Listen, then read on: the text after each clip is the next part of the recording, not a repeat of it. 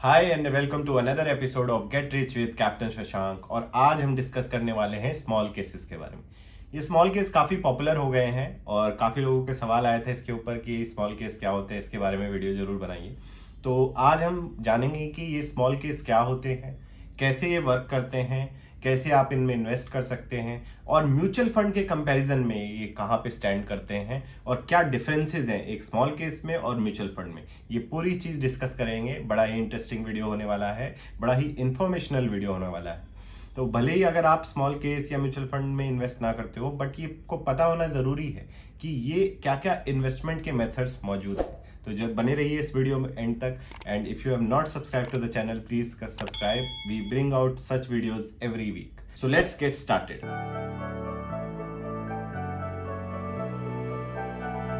तो ये small cases हैं, ये एक स्ट्रेटजी बेस्ड इन्वेस्टमेंट मेथड है जिसमें सेबी रजिस्टर्ड जो एडवाइजर्स होते हैं, बेसिकली वो एक स्ट्रेटजी, थीम या फिर आइडिया के ऊपर ग्रुप ऑफ स्टॉक्स को ग्रुप करते हैं, एक पोर्टफोलियो बनाते हैं ऑफ सॉर्ट्स, जिसमें आप डायरेक्टली इन्वेस्ट कर सकते हैं।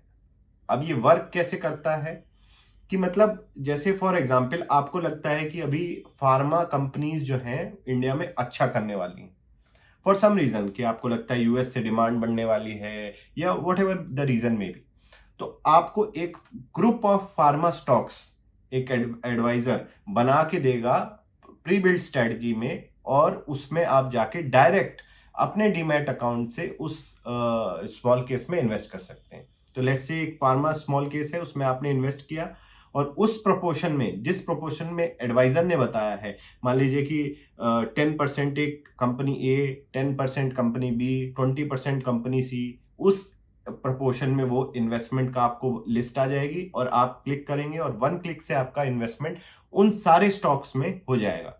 एंड लेटर ऑन वो जो आपके स्टॉक्स हैं वो आपके डीमैट अकाउंट में आ जाएंगे।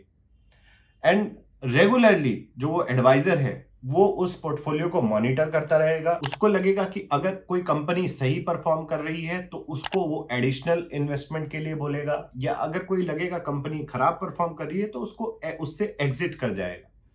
और वो आपको जो अपडेट है वो आपके अकाउंट में आ जाएगी और उस पर एक्ट करना या ना करना आपके ऊपर है। सो बेसिकली कंट्रोल जो है आपके ऊपर है, आपके पास है सारा। इसमें आप चाहें तो उस जो पोर्टफोलियो उसने बना के दिया है उसमें चेंजेस भी कर सकते हैं वाइल इन्वेस्टिंग। कि मतलब आपको लगता है कि ये कंपनी जो है पर्टिकुलर, ये मुझे पसंद नहीं है, इसमें मैं नहीं करूंगा, तो वो उसी प्रपोर्शन से उसको हटा देगा और बाकी कंपनीज का प्रपोर्शन बढ़ा देगा। तो इस तरह से ये कुछ स्मॉल केस वर्क करता है। तो ये तो एक एग्जाम्पल हो गया कि सेक्टर के बेस, फार्मा सेक्टर। तो इसी हिसाब से अलग अलग स्ट्रेटजीज आती हैं स्मॉल केस में। जैसे जीरो डेट कंपनी, की जिन कंपनी पे कोई भी लोन नहीं है, तो हो सकता है वो आगे चल के अच्छा परफॉर्म करें, तो उनके ऊपर हो जाए एक स्मॉल केस बन जाएगा। या फिर आपकी रिस्क प्रोफाइल पे बेस पे भी, मतलब रिस्क प्रोफाइल से क्या मतलब है, मान लीजिए आप कंजर्वेटिव इन्वेस्टर है, आप ज्यादा रिस्क नहीं लेना चाहते, तो वो उस हिसाब से आपका स्मॉल केस बना देगा। या फिर आप एग्रेसिव इन्वेस्टर है, आप यंग है, अभी आपके पास इन्वेस्टमेंट होराइजन जो है आपका वो है अगले 10-20-30 साल तक का है, तो आप एग्रेसिव इन्वेस्टमेंट स्ट्रेटजी में बिलीव कर सकते हैं और इन्वेस्ट कर सकते हैं स्मॉल केस के थ्रू।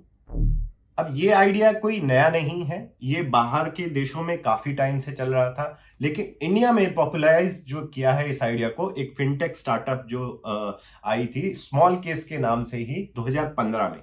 और जीरोधा ने इस कंपनी को बैक किया था, बेसिकली इसमें इन्वेस्ट किया था, और उसी की वजह से इतना पॉपुलर हो गया है। और उस कंपनी जो स्मॉल केस कंपनी है उसके खुद के काफी सारे स्मॉल केसेस हैं जो बहुत ही मिनिमम चार्जेस पे आप उनको अवेल कर सकते हैं। इसके अलावा वो अपने प्लेटफॉर्म पे बड़े बड़े और पॉपुलर जो इन्वेस्टमेंट एडवाइजर्स हैं, जो अब बड़ी बड़ी अपनी स्कीम्स चलाते हैं, पोर्टफोलियो मैनेजमेंट सर्विसेज चलाते हैं, उनके स्मॉल केस भी आपको लो कॉस्ट पे वहां पे अवेलेबल हो जाएंगे। तो आप चाह के जाके वहां पे अपने हिसाब से जो आइडिया, थीम, सेक्टर आपको पसंद आती है, आप उसमें जाके इन्वेस्ट कर सकते हैं at comparatively low cost. Because अगर आप पोर्टफोलियो मैनेजमेंट सर्विसेज की तरफ जाएं तो जो गाइडलाइंस है सेबी की तरफ से, एटलीस्ट 50 लाख का आपके पास कॉर्पस होना चाहिए एक पीएमएस सर्विस लेने के लिए। तो वो तो हम जो यंग इन्वेस्टर्स हैं और जो नए इन्वेस्टर्स हैं उनके पास तो बहुत मुश्किल से होगा, 50 लाख किसके पास होते हैं इतनी यंग एज पे। तो ये एक स्मॉल केस आपको वो अपॉर्चुनिटी देता है जो बड़े बड़े इन्वेस्टर्स यूज करते हैं पोर्टफोलियो मैनेजमेंट सर्विस। अब इसमें इन्वेस्ट कैसे किया जाता है? बेसिकली आपको स्मॉल केस की वेबसाइट पे जाके आपको अपना एक जो डीमैट अकाउंट ऑलरेडी आपका होना जरूरी है। किसी भी ब्रोकर के साथ हो सकता है, नॉट नेसेसरीली जेरोदा, बट जेरोला के साथ इनका इंटीग्रेशन जो है काफी स्मूथ है, मैंने खुद पर्सनली यूज किया है। और उसमें आप एक बार इंटीग्रेट कर देते हैं अपना डीमैट अकाउंट, तो उससे आप जैसे ही स्मॉल केस के थ्रू वहां से डायरेक्ट बाइंग और सेलिंग कर सकते हैं। आप वन क्लिक से वहां पे आप इन्वेस्टमेंट बाय करेंगे और आपके डीमैट अकाउंट में वो रिफ्लेक्ट हो जाएगी। तो इसमें हम डायरेक्ट शेयर परचेज और सेल करते हैं, तो जो भी एप्लीकेबल ब्रोकरेज और टैक्सेस हैं वो होते हैं, प्लस इनकी कोई 100-150 रुपए की जो एक फीस है, वन टाइम फीस आपके स्मॉल केस, कोई भी स्मॉल केस आप खरीदने जाते हैं तो उसके सेल और परचेज पे लगती है। तो इस तरह तो इसमें इन्वेस्ट होता है। अब ये सिर्फ स्मॉल केस जो कंपनी है उसके थ्रू ही नहीं, बाकी सारे ब्रोकर्स भी अपने बास्केट ऑफ स्टॉक्स लेके आ गए हैं। अब आजकल ये पॉपुलर हो गया है कि आप बास्केट ऑफ स्टॉक्स में इन्वेस्ट कर सकते हैं। नॉट नेसेसरली कि आपको स्टॉक पिकिंग करने की जरूरत है कि ये कंपनी मुझे पूरी एनालाइज करके उसमें इन्वेस्ट करने की। आप ये जो एक बास्केट ऑफ स्टॉक है based on idea, theme, sector, उसमें आप डायरेक्टली अपने ब्रोकर के थ्रू इसमें इन्वेस्ट कर सकते हैं। और जैसे मैंने पहले बताया था, इसमें आप अपने हिसाब से चेंज भी कर सकते हैं। स्मॉल केस में आपको लगता है कि ये कंपनी मुझे नहीं चाहिए, इसकी जगह दूसरी चाहिए, वो आप कर सकते हैं। प्रोपोर्शन चेंज कर सकते हैं कि मतलब इस कंपनी के मुझे ज्यादा शेयर्स चाहिए, दूसरी के कम चाहिए। वो सारे जो इंडिपेंडेंस वो आपके हाथ में होता है। कोई एग्जिट वो लोड नहीं है कि मतलब आप आज खरीद के कल भी उससे निकल सकते हैं। तो ये सारे आपको जो इसमें कंट्रोल है वो बहुत मिल जाता है। तो ये तो रही बात स्मॉल केस की। अब इसमें हम देखते हैं म्यूचुअल फंड से ये कितना अलग है। तो सबसे पहला डिफरेंस जो है म्यूचुअल फंड और स्मॉल केस में आ जाता है control over your investment, control over your portfolio.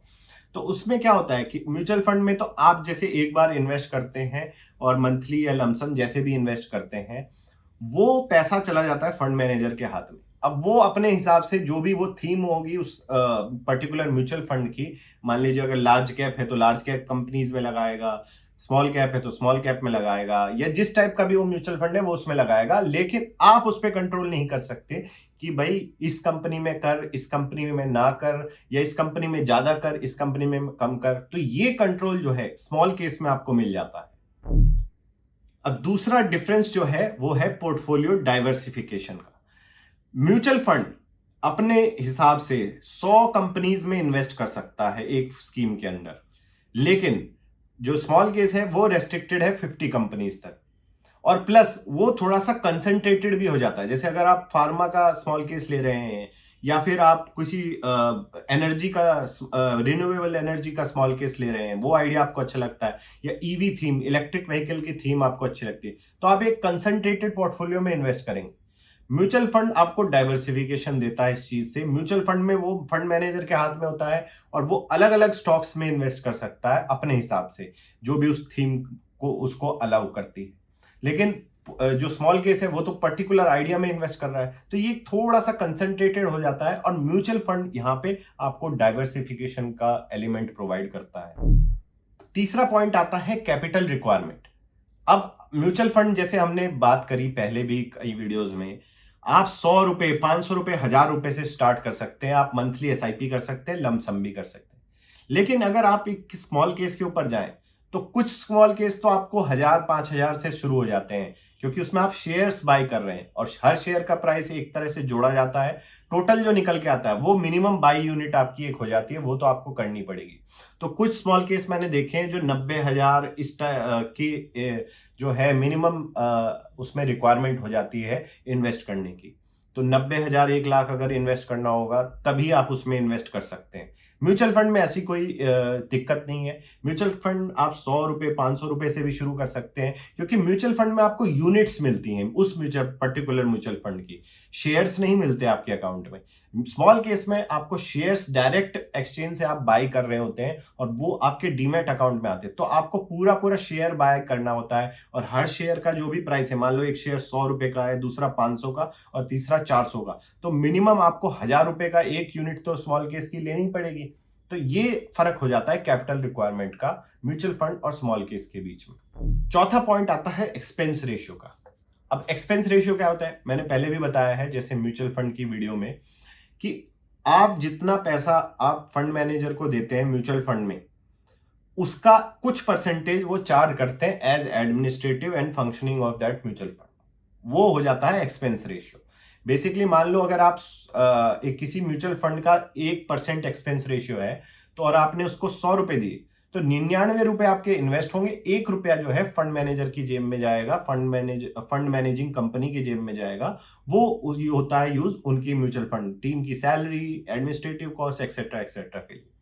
तो इस तरह से एक्सपेंस रेशियो म्यूचुअल फंड में काफी कम होता है, 1 से 2% होता है। और अगर आप इंडेक्स फंड में जाएं तो 0.16, 0.05, 0.10 इस टाइप का होता है, क्योंकि उसमें ज्यादा मेहनत करने की जरूरत नहीं है। लेकिन स्मॉल केस की जहां बात आती है, एक तो आपके चार्जेस लगते हैं, आपके जो भी ब्रोकरेज रिलेटेड चार्जेस हैं, ब्रोकरेज है, टैक्सेस हैं, शॉर्ट सिक्योरिटी टैक्स जो लगता है, और दुनिया भर का जो गवर्नमेंट को टैक्स जाता है वो लगता है। देन जो आपके स्मॉल केस की फीस है वो जाएगी, और स्मॉल केस की जो फीस है अलग अलग एडवाइजर अलग अलग टाइप से चार्ज करते हैं। किसी की फीस मैंने देखी है 5,000 रुपए भी है, किसी की 10 भी है, किसी की 2,000 रुपए भी है, किसी की 500 रुपए भी है। तो वो डिपेंड करता है, फिक्स्ड फीस मॉडल भी होता है और उसमें वेरिएबल फीस मॉडल भी मैंने देखा है। तो वो थोड़ा चार्जेस जो है यहाँ पे ये डिफरेंस आ जाता है म्यूचुअल फंड में और स्मॉल केसेस में। अगला डिफरेंस जो आता है वो है एग्जिट लोड का। एग्जिट लोड से क्या मतलब है, अगर आप किसी म्यूचुअल फंड में इन्वेस्ट करते हैं और उसी साल जिस साल आपने इन्वेस्ट किया उसी साल अगर उससे एग्जिट करते हैं, तो आपको 1 से 2% का अलग अलग स्कीम पे डिपेंडेंट जो है आपको एग्जिट लोड देना पड़ता है। मान लो अगर आपने 100 रुपए इन्वेस्ट किए थे और वो बढ़ के हो गए उसी साल के दौरान 101 रुपए, तो और उसका 1% अगर एग्जिट लोड है, तो कुछ परसेंटेज जो आपका जो हुआ है कॉर्पस 101, उसका 1% आपको एग्जिट लोड देना पड़ेगा अगर आप एक साल के अंदर अंदर ही उससे निकल जाते हैं। कुछ स्कीम्स में ये 1 से 5 साल के बीच का भी होता है, 3 साल का भी होता है। तो ये एग्जिट लोड जो है आपको ध्यान देने की जरूरत होती है म्यूचुअल फंड के केस में। स्मॉल केस में हालांकि ऐसा कुछ नहीं है, क्योंकि आप डायरेक्ट शेयर्स की बाइंग और सेलिंग कर रहे हैं, तो आप जब चाहें तब उसमें एंट्री ले सकते हैं, जब चाहे उससे निकल सकते हैं। आपको अपने ब्रोकरेज और उससे रिलेटेड टैक्सेस देने होंगे। उसके अलावा आपको जो रजिस्टर्ड एडवाइजर है या स्मॉल केस प्लेटफॉर्म को कोई फीस देने की जरूरत नहीं। अब छठा पॉइंट आता है होल्डिंग पैटर्न का। सिंस स्मॉल केस में जो आपके शेयर्स हैं वो आपके अकाउंट में रहते हैं, डीमैट अकाउंट में, तो उनसे जो भी रिलेटेड डिविडेंड आता है वो सीधे आपके बैंक अकाउंट में आता है, क्योंकि जो भी बैंक अकाउंट आपके डीमैट अकाउंट से लिंक्ड होगा, जितने भी डिविडेंड आपके ऑथराइज होंगे वो सारे आपके बैंक अकाउंट में डायरेक्ट आ जाएंगे। लेकिन म्यूचुअल फंड के केस में ऐसा नहीं होता। म्यूचुअल फंड के केस में जो भी डिविडेंड आ रहा है वो उस कंपनी के पास आता है, और वो कंपनी उसको depending on what option you have chosen, अगर आपने डिविडेंड री इन्वेस्टमेंट ऑप्शन चूज किया है तो वो डिविडेंड वापस उसी में री इन्वेस्ट हो जाएगा। और जो शेयर्स हैं वो म्यूचुअल फंड कंपनी मैनेज करती है, आपके अकाउंट से उसका कोई रिलेशन नहीं होता। तो ये एक डिफरेंस हो जाता है, यहाँ पे होल्डिंग पैटर्न डिफरेंट है, तो जो उसके बेनिफिट्स या फिर उसके जो कॉन्स हैं वो भी आपको उसी हिसाब से झेलने पड़ते हैं।